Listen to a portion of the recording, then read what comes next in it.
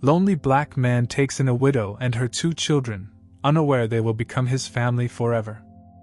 The coffee machine at Harbor Community Shelter gurgled its final protest at 9:47 p.m., the same time it had been dying every night for the past 3 months. Miles Benton didn't bother fixing it anymore. Somehow, the broken rhythm had become part of his evening ritual. He sat behind the volunteer check-in desk, his reading glasses perched on the edge of his nose, sorting through intake forms with the methodical precision of someone who had spent 32 years organizing mail routes. The shelter buzzed with its usual nighttime energy. Families claiming cots, children whispering stories to each other, and the soft shuffle of people trying to find comfort in an uncomfortable place. Miles had been volunteering here for 4 years now, ever since his retirement from the Postal Service left him with too many empty hours and too much silence in his small house on Maple Street. Most volunteers came and went, their good intentions lasting a few weeks before real life pulled them back. But Miles stayed. Not because he was particularly social, quite the opposite. The shelter gave him purpose without requiring him to open up. He could help people without having to explain why a 58-year-old man lived alone with nothing but old jazz records and a garden. He talked to more than most humans. Tonight felt different, though he couldn't pinpoint why. Maybe it was the way the December wind rattled the windows, or how the heating system seemed to be losing its battle against the cold. He pulled his wool sweater tighter and returned to the paperwork. That's when he saw it again. Rachel Morgan, 2 children, ages 7 and 10, intake, 6:15 p.m., departure, 8:30 p.m. Miles frowned, flipping back through the previous week's logs. There it was again, and again. Same pattern, same early departure time. Rachel Morgan had been coming to the shelter for 3 weeks straight, but never stayed the night. She'd arrive with her children during dinner service, let them eat, maybe shower, and then disappear before the lights went out. Strange, Miles muttered, adjusting his glasses. In all his years volunteering, he'd never seen anyone use the shelter like a day center. People came here because they had nowhere else to go. Why would someone leave 2 young children out in December weather when they had access to warm beds? He made a mental note to ask Sandra, the night supervisor, but she was currently mediating a dispute between 2 men over a phone charger.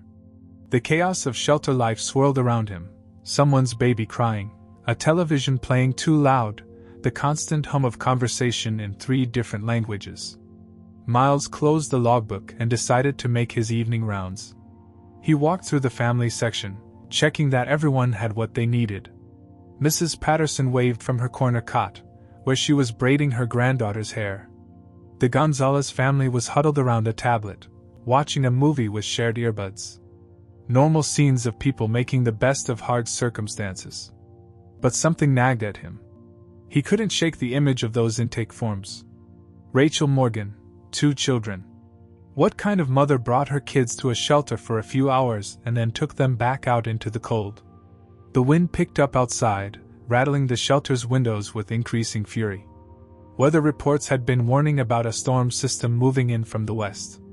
Miles glanced at the clock, 10:15 p.m. Most families were settling in for the night, grateful for warmth and safety. He was about to return to his desk when Sandra appeared at his elbow, her supervisor badge catching the fluorescent light. "Miles, honey, I need you to lock up the back entrance when you leave tonight. Jimmy called in sick, and I'm short-staffed." "Of course." Miles nodded. "Sandra, can I ask you something? There's a woman named Rachel Morgan who's been coming in with her kids, but she never stays the night. You know anything about that?" Sandra's expression shifted, a flicker of something, concern? Recognition, crossing her face. "Rachel Morgan, yes, I remember her. Pretty woman, very polite. Her kids are sweet too. She always says they're just waiting for someone to pick them up. But they come back every night." "I know." Sandra lowered her voice. "Between you and me, I think whoever's supposed to pick them up isn't coming. But she's too proud to admit it. Some people have a hard time accepting help, you know?" Miles nodded, but the explanation didn't sit right. If Rachel Morgan needed help, why not just stay at the shelter? Unless... "Sandra, has anyone ever asked questions about her?" Like anyone looking for her specifically? The older woman's eyes narrowed. What kind of questions, Miles? I don't know. Just seems odd, that's all. Before Sandra could respond, a blast of cold air swept through the shelter as someone opened the main entrance. Miles looked up to see a police officer shaking snow from his jacket. The officer scanned the room with the practiced eye of someone used to checking faces against mental lists. Evening, folks, the officer called out. Just doing a routine wellness check. Everyone staying warm? The families nodded politely, but Miles noticed something else. Several people had suddenly become very interested in their shoes, their books, anything that would avoid eye contact with the uniform. It was a reaction he'd seen before. People who had reasons to avoid official attention. The officer's gaze lingered on the logbook at Miles' desk, but Sandra smoothly intercepted him, engaging in small talk about the weather and the storm warnings. After a few minutes, the officer left, but not before giving the room one final sweep with his eyes. Routine wellness check, Sandra muttered once he was gone. Right. Miles felt a chill that had nothing to do with the December weather. Something was happening here, something bigger than a mother who couldn't find steady housing. He thought about Rachel Morgan and her children, somewhere out there in the growing storm, and made a decision that would change everything. He was going to find out what Rachel Morgan was really running from. The coffee machine gave one final gurgle and went silent, as if it too was holding its breath for what came next. Miles had been home for exactly 23 minutes when the storm hit with full force. He stood at his kitchen window, watching the snow fall in thick, angry sheets that turned his quiet neighborhood into a white maze. The weatherman on his small television droned on about record-breaking temperatures and dangerous wind chills. He was reaching for his evening tea when something made him look toward the strip mall across the street. Through the swirling snow, he could make out shapes huddled against the locked door of Murphy's laundromat. At first, he thought it might be teenagers seeking shelter, but as lightning illuminated the scene, his heart stopped. A woman and two small children, pressed against the glass door like they were trying to disappear into it. Miles grabbed his coat without thinking. He'd seen enough people freeze to death during his postal route years to know that waiting could mean the difference between life and death. The wind nearly knocked him over as he crossed the street, snow stinging his face like tiny needles. "Excuse me," he called out, his voice barely audible over the howling wind. "Ma'am?" The woman looked up, and even in the dim streetlight, Miles recognized her immediately. Rachel Morgan. Her dark hair was plastered to her head with snow, and her lips had a bluish tint that made his chest tighten with worry. The two children, a boy and a girl, were wrapped in what looked like every piece of clothing they owned, but they were still shivering violently. "We're fine," Rachel said quickly, pulling her children closer. "Just waiting for someone." It was the same lie Sandra had mentioned, but Miles could see the truth in her chattering teeth and the way her son kept closing his eyes against the cold. "Ma'am, I volunteer at Harbor Community Shelter. I've seen your name on our intake logs." He had to shout to be heard over the storm. "This storm isn't going to let up for hours. Please let me help you." Rachel's eyes widened with recognition, then darted nervously around the empty street. "We can't. I mean, we're waiting for my brother. He should be here any minute." The boy, he looked about 7, tugged on his mother's sleeve. "Mama, I'm so cold I can't feel my fingers." That broke something in Miles' chest. He crouched down to the boy's level, noting how his small body was shaking uncontrollably. "What's your name, son?" "Tommy," the boy whispered through blue lips. "And you must be—" Miles looked at the girl, who appeared older and was trying hard to be brave.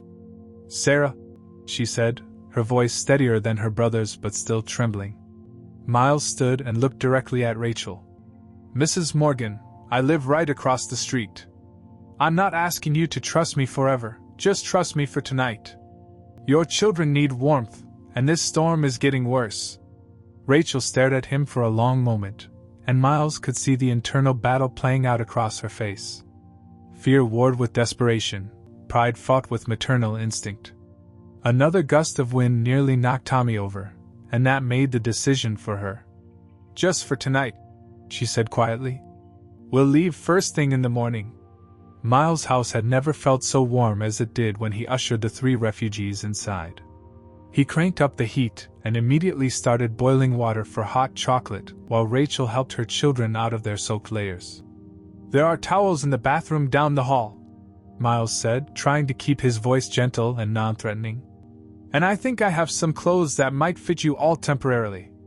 As Rachel disappeared with the children to get them dry, Miles found himself moving with purpose he hadn't felt in years. He pulled out extra blankets, searched through his closet for anything that might work as temporary clothes, and started heating up leftover soup from his refrigerator. When they returned to the living room, Tommy's eyes immediately went wide at the sight of Miles' extensive record collection that lined one entire wall. Whoa, the boy breathed. Are those real records? Miles couldn't help but smile. Every one of them. You like music? Tommy loves music, Sarah said, speaking for her brother who was now examining the albums with fascination. He wants to learn piano, but... She trailed off, glancing at her mother, who had gone very still. But we don't have a piano right now, Rachel finished quietly. Miles walked over to the corner of his living room and pulled a sheet off something he'd covered months ago. Underneath sat an old upright piano, its wood finish worn but still beautiful. Well, Miles said, this one's been pretty lonely lately. Tommy's jaw dropped, and even Sarah couldn't hide her excitement. But it was Rachel's reaction that surprised Miles most. Tears had started flowing down her cheeks, and she was staring at the piano like it was a ghost. I used to play, she whispered, before everything changed. As the storm raged outside, Miles watched this family begin to thaw, not just from the cold, but from something deeper. Tommy was already asking if he could touch the piano keys, Sarah was examining his jazz album collection with genuine curiosity, and Rachel was looking around his modest home like she couldn't quite believe they were safe. Miles poured hot chocolate into 4 mismatched mugs and realized something that would have terrified him just hours earlier. He didn't want them to leave in the morning. But as Rachel glanced nervously at the windows every few minutes, Miles began to understand that wanting them to stay and keeping them safe might be 2 very different things. 3 days later, Miles woke to the sound of piano music drifting through his house. Not Tommy's hesitant pecking at keys, but something fluid and beautiful, a classical piece he recognized but couldn't name. He padded to the living room in his slippers and found Rachel at the piano, her fingers moving across the keys with the confidence of someone who had spent years perfecting her craft. She didn't notice him at first, lost in the music, and Miles caught a glimpse of who she might have been before whatever had driven her to the streets. Her posture was straight, professional. This wasn't someone who had picked up piano as a hobby. This was someone who had taught it. That's beautiful, he said softly, not wanting to startle her. Rachel's hands froze mid-note, and she turned with that same fearful expression he'd seen too often over the past few days. I'm sorry, I didn't mean to wake you. I couldn't sleep, and I saw the piano and I just... Please don't apologize. It's been too quiet in this house for too long. Miles settled into his armchair. You're classically trained. It wasn't a question, and Rachel seemed to realize there was no point in denying it. I taught music at Jefferson Elementary for 8 years, she said quietly. Piano, choir, basic music theory. I loved it. What happened? Rachel's hands clenched in her lap. My husband died 2 years ago. David he was working on something important. A business venture that was supposed to help kids in underserved communities get access to music education. Her voice caught. There was a fire at the warehouse where he was meeting with investors. The building wasn't up to code.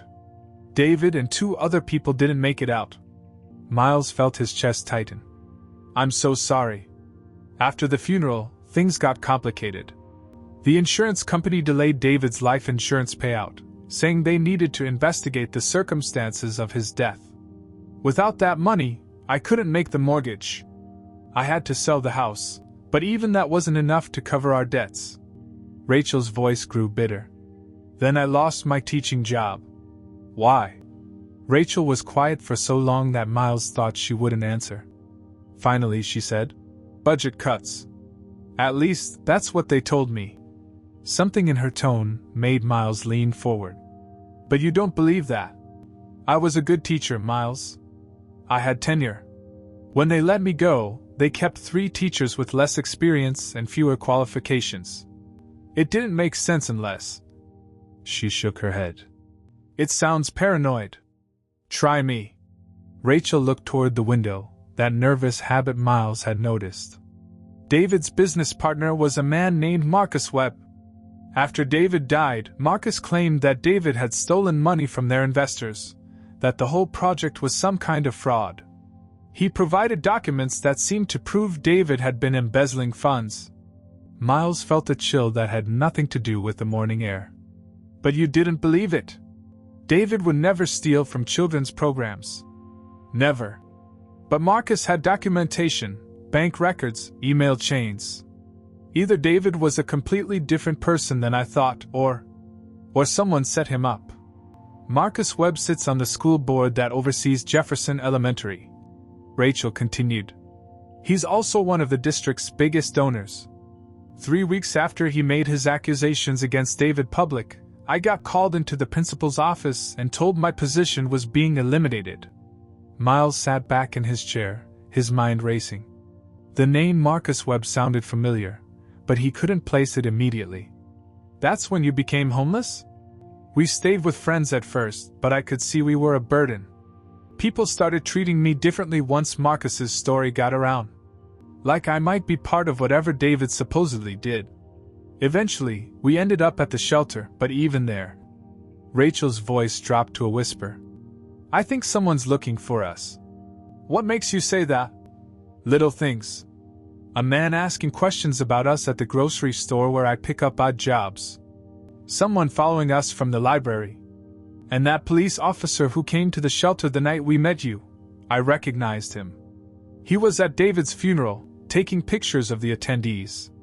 Miles felt puzzle pieces clicking into place. The intake logs. Rachel's pattern of arriving late and leaving early. Her constant nervousness. "Rachel, you don't just think Marcus Webb framed your husband. You think he had him finished." She looked at him with eyes full of pain and fear. "David called me the night before he died. He was excited, said he'd figured out where the missing money really went. He was supposed to meet Marcus the next morning to confront him." Her voice broke. 12 hours later, David was finished. Miles stood up and walked to his old desk, pulling out a box of business cards and contacts from his postal service days. Somewhere in here was the connection he was looking for. "Rachel," he said, his voice careful and steady. "I think I know someone who can help us. But first, I need to make sure of something. You said Marcus Webb sits on the school board?" "Yes. He's been there for 15 years. Major donor, very influential." Miles found the card he was looking for and held it up. "Marcus Webb, Webb Construction and Development." Rachel's face went white. "That's him. How do you?" "I used to deliver mail to his office twice a week for 30 years, Miles said grimly. "And if he's the man I think he is, your husband wasn't his first victim." Miles hadn't spoken to Jerome Washington in 3 years, not since Jerome's retirement party from the district attorney's office. But some friendships run deeper than regular contact, and when Miles called at 7 in the morning, Jerome answered on the second ring like they'd talked yesterday. "Miles Benton, you old postal warrior. What's got you calling this early?" "Jerome, I need your help with something. Something big."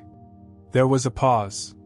Jerome had spent 25 years as a prosecutor before moving into legal advocacy for victims' rights. He knew the difference between small favors and life-changing requests. "Come over for breakfast. Bring whoever you're trying to protect."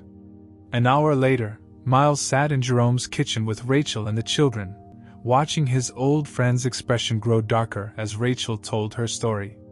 Jerome took notes in a legal pad, occasionally asking sharp questions that made Miles remember why he'd been such a feared prosecutor. "Marcus Webb," Jerome muttered, tapping his pen against the table. "I've been trying to nail that snake for a decade. He's too smart to leave obvious tracks, but there's always been something off about his business dealings. You know him? Rachel asked. Know him? Honey, I've been investigating him on and off for years. Construction contracts that go to the lowest bidder who happens to be his cousin. Educational grants that disappear into administrative costs. But he's got half the city council in his pocket, and the other half owes him favors. Tommy looked up from the coloring book Jerome's wife had given him. Is the bad man going to hurt Mama? The adults went quiet. It was Sarah who answered, with a maturity that broke Miles' heart. Not while Uncle Miles and Mr. Jerome are here, Tommy. Uncle Miles. When had that happened? Jerome caught Miles' expression and smiled. Uncle Miles, huh? These kids have good instincts. While Jerome and Rachel continued talking strategy, Miles found himself watching the children adapt to yet another new environment. Tommy had discovered Jerome's wife's piano, not as nice as Miles but good enough to practice the simple songs Miles had been teaching him. Sarah was reading one of Jerome's law books, asking questions about how courts worked. These weren't just homeless children anymore. They were becoming part of his life in ways he hadn't expected. Miles, Jerome called out. I need those delivery records you mentioned. Every piece of mail you remember taking to Webb's office, especially anything that seemed unusual. Miles had been thinking about this since yesterday. There were lots of legal documents. Contracts, bank statements, insurance papers. But what struck me was the personal mail. He got letters from what looked like families, handwritten envelopes, sometimes with children's drawings. I always thought it was sweet, but now you're wondering if those were from people he'd destroyed, trying to appeal to his conscience. Jerome finished. Exactly. Jerome leaned back in his chair. Miles, I need you to understand what you're getting into. If Rachel's right about David's finishing, and if Webb realizes she's still alive and talking, this could get dangerous fast. Miles looked across the room at Tommy, who was quietly humming while he played piano, and Sarah, who was explaining legal procedures to her stuffed animal. Then he looked at Rachel, who was watching her children with a mixture of love and terror. Jerome, you know I've lived alone for the past 15 years. Never had kids, never married. These past few days, listening to music in my house, having someone to cook breakfast for, hearing children laugh. Miles paused. I've been more alive this week than I have in years. And I'm not giving that up without a fight. Jerome grinned. There's the Miles I remember. Always did have a stubborn streak. Over the next 2 hours, they developed a plan. Jerome would quietly reopen his investigation into Webb, using Rachel's information as a starting point. Miles would return to his old postal contacts, gathering information about Webb's business correspondences. Most importantly, Rachel and the children would stay at Miles' house, where they'd be safe and could maintain some normalcy. But we can't stay forever, Rachel protested. You've done so much already. Tommy looked up from the piano. Why can't we stay forever? I like it at Uncle Miles' house. And he needs us. Tommy, Sarah whispered, embarrassed by her brother's boldness. But Miles knelt down to Tommy's level. You know what, buddy? You're absolutely right. I do need you. All of you. He looked at Rachel. I spent 4 years volunteering at that shelter, thinking I was helping other people. But the truth is, I was just hiding from the fact that I'd forgotten how to live. You three didn't just need shelter from the storm, you needed a family. And so did I. Rachel's eyes filled with tears. Miles, you don't understand what you're asking for. If we fight this, it could destroy your quiet life. Miles stood up and looked around Jerome's kitchen, at the family photos on the walls, the children's artwork on the refrigerator, the comfortable chaos of a house filled with love and purpose. Rachel, he said quietly, my quiet life was ending me slowly. I'd rather risk everything for a chance at something real. Outside, snow began to fall again, but inside Jerome's warm kitchen, something new was taking shape. Not just a plan to expose Marcus Webb, but a family choosing to fight for each other. Tommy resumed playing piano, filling the room with tentative music. This time, Nobody worried about the noise. The call came on a Tuesday morning in February while Miles was teaching Tommy how to play chopsticks, and Rachel was helping Sarah with homework at the kitchen table. The phone's shrill ring cut through the domestic tranquility they built over the past month. "Miles, turn on Channel 7 News. Now." Jerome's voice was tight with excitement and something else, vindication. Miles fumbled for the remote while Rachel looked up from Sarah's math worksheet, instantly alert to the tension in his voice. The morning news was just returning from commercial break when the anchor's serious expression filled the screen. "Good morning. We begin today with breaking news about a major corruption scandal involving prominent local businessman and school board member Marcus Webb. An investigation by this station, working with the district attorney's office, has uncovered evidence of systematic fraud spanning more than a decade." Rachel's pencil clattered to the floor. Sarah and Tommy stopped what they were doing, sensing the adult's sudden intensity. The news report continued with devastating efficiency. Bank records showing diverted educational funds. Testimony from construction workers who'd been forced to use substandard materials in public buildings. Most damning of all, a paper trail connecting Webb to 3 suspicious deaths of business partners who had discovered his schemes. David Morgan, a music education advocate who died in a warehouse fire 2 years ago, had been investigating financial irregularities in Webb's charitable foundations. The anchor continued. Sources close to the investigation say Morgan had uncovered evidence of embezzlement just hours before his death. Rachel was crying now, her hands pressed to her mouth. Not tears of sadness, but of relief, the crushing weight of 2 years of doubt and fear finally lifting from her shoulders. The phone rang again. Jerome's voice was triumphant when Miles answered. "They found everything, Miles. David's original research, hidden in a safety deposit box his lawyer never told Webb about. Financial records, recorded phone conversations, even emails where Webb discussed handling the problem of nosy partners. The FBI arrested him an hour ago." Miles sank into his chair, watching Rachel hold her children as they all cried together. "What happens now?" "Full vindication. The school district is already talking about offering Rachel her job back with back pay. There's going to be a victims' compensation fund from Webb's seized assets. And Miles? That warehouse fire wasn't an accident. David Morgan was finished, but now everyone knows the truth." After hanging up, Miles sat quietly while the news continued in the background. The vindication Rachel deserved was finally happening, but something cold was settling in his chest. If Rachel got her job back, if there was compensation money, if her name was cleared, why would she need to stay in his small house with an old man who'd gotten used to having a family? 2 hours later, as if summoned by the news, a woman in a professional suit appeared at Miles' door. She introduced herself as Linda Chin from the Metro Education Foundation. "Mrs. Morgan, we've been following your case, and we want to make things right. We're prepared to offer you a position as district music coordinator, along with a substantial housing stipend. There's a beautiful 2-bedroom apartment downtown that would be perfect for you and your children." Miles busied himself making coffee while Rachel listened to the offer. It was generous, more than generous. A fresh start, financial security, a chance to rebuild the life Webb had stolen from her. "The position starts Monday if you're interested," Linda continued. "You could move into the apartment this weekend. Everything would be furnished, first year's rent paid in advance." Miles noticed Tommy had stopped playing piano and was listening intently from the living room.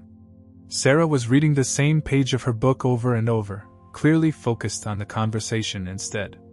"It's a wonderful offer," Rachel said carefully. "Can I have some time to think about it?" "Of course. Here's my card. Just call by Friday." After Linda left, the house fell into an uncomfortable silence. Miles cleaned up lunch dishes that didn't need cleaning. Rachel stared out the window. The children played quietly, sensing the shift in the atmosphere. Finally, Sarah spoke up. "Mama, are we leaving Uncle Miles?" "It's complicated, sweetheart," Rachel said. "No, it's not," Tommy said with 7-year-old certainty. "We live here now. This is our home." Rachel looked at Miles, her eyes full of conflict. "Miles, you've done so much for us. You gave us shelter when we had nowhere to go. You helped us find the truth about David. You've been..." She paused, struggling for words. "You've been the father these children never had. But I can't keep taking advantage of your kindness." Miles set down the dish towel and turned to face her fully. "Rachel, do you think this has been kindness? Do you think I've been doing charity work?" She looked confused. What do you mean?" "I mean that a month ago, I was a lonely old man counting down days until retirement became just waiting to die. I talked to my plants more than to people. I hadn't laughed in years." Miles gestured around the house. At Tommy's sheet music scattered on the coffee table, Sarah's library books stacked by the couch, Rachel's reading glasses next to his on the kitchen counter. "Look around, Rachel. This isn't your house that I'm letting you stay in. This is our home that we built together." Rachel's eyes widened as understanding dawned. "I'm not asking you to stay because you need me," Miles continued quietly. "I'm asking you to stay because I need you. All of you. The question isn't whether you're taking advantage of my kindness. The question is whether you'd be willing to let an old postal worker be part of your family forever." Tommy jumped up from the piano bench. "Say yes, Mama! Say yes!" But Rachel was looking at Miles with an expression he couldn't quite read: surprise, hope, and something deeper. "Miles Benton," she said softly, "are you asking us to stay for life? I'm asking you to help me figure out what life means again." Rachel stared at Miles for a long moment, and he could see years of hurt and hope warring in her eyes. Tommy was practically bouncing with anticipation, while Sarah watched her mother with the careful attention of a child who had learned too young that adult decisions shaped everything. "Miles," Rachel said slowly, "when David died, I thought my life was over. Not just because I lost him, but because I lost the ability to trust that good things could last.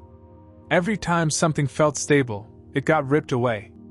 Miles felt his heart starting to sink, but Rachel wasn't finished. "But these past weeks, watching you teach Tommy piano, seeing Sarah feel safe enough to laugh again, waking up to the smell of your terrible coffee." She smiled through tears that had started falling. "I realized something. Home isn't a place you go back to. It's a place you choose to build." Tommy couldn't contain himself any longer. "Does that mean yes?" Rachel laughed, the sound filling the house with warmth. "Yes, baby.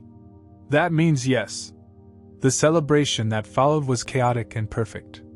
Tommy immediately ran to the piano and started banging out the loudest, most joyful version of Chopsticks Miles had ever heard. Sarah, usually reserved, threw her arms around Miles' waist and hugged him tight. And Rachel looked at Miles like she was seeing him clearly for the first time. "Are you sure about this?" she asked quietly while the children were distracted. "Legal guardianship is serious business. You'd be taking on responsibility for 2 kids who aren't even yours." Miles looked at Tommy, who was now trying to teach Sarah a song, and at Sarah, who was patiently helping her little brother find the right keys. "Rachel, they became mine the night you walked through that door. I just didn't know how to say it." The next morning, Miles called Linda Chen to decline the apartment offer, but asked if Rachel could take the teaching position anyway. She'd commute from their house. Linda seemed confused by the arrangement until Rachel explained that they were family, and families stick together. 3 weeks later, Jerome helped them navigate the legal paperwork. Miles officially became Sarah and Tommy's guardian, with Rachel maintaining full parental rights. It was unconventional, but as Jerome pointed out, the best families usually were. "Most people spend their whole lives looking for what you 3 found by accident," Jerome told them as they signed the final documents. "Don't take it for granted." Spring came early that year, and with it, changes that felt natural rather than forced. Rachel returned to teaching, energized by her students and the knowledge that she had somewhere safe to come home to. Miles retired from the shelter. He had his own family to take care of now, but started giving piano lessons to neighborhood kids in his living room. Tommy thrived with consistent attention and encouragement. His musical ability impressed everyone, but what impressed Miles most was the boy's capacity for joy. Sarah, meanwhile, had appointed herself the family's organizer, keeping track of everyone's schedules and making sure homework got done. The house changed too. What had once been Miles' quiet sanctuary became beautifully chaotic. Sheet music competed with homework for space on the kitchen table. The refrigerator displayed both Sarah's honor roll certificates and Tommy's colorful drawings of their family, stick figures holding hands in front of a house with music notes floating from the windows.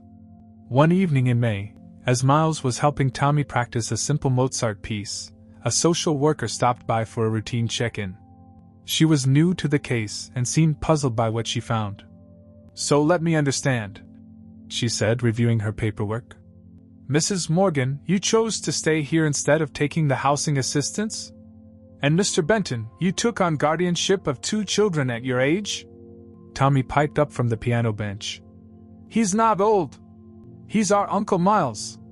The social worker looked around at the comfortable chaos, at Sarah helping Rachel grade papers at the kitchen table, at Tommy's music books scattered everywhere, at the family photos that had started appearing on Miles' previously bare walls. "How did this arrangement come about?" she asked. Rachel and Miles exchanged a look, and Rachel smiled.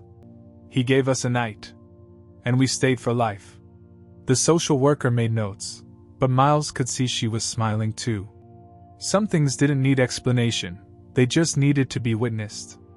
Later that night, after the children were asleep and Rachel was preparing lessons for the next day, Miles sat at his kitchen table with a cup of tea, listening to the sounds of his full house. Someone was taking a shower upstairs. The dishwasher hummed in the background. Rachel was humming softly while she worked. For 30 years, he'd delivered other people's mail, carrying news of births and deaths, love letters and heartbreak, to houses full of families he'd envied but never thought he'd have. Now he understood that family wasn't something you were born into or even something you married into. Sometimes family was something you chose on a snowy night when the right strangers needed shelter, and you were brave enough to open your door. Miles finished his tea and turned off the kitchen light. Upstairs, his family was settling in for the night, safe and together. He'd never been happier to be home.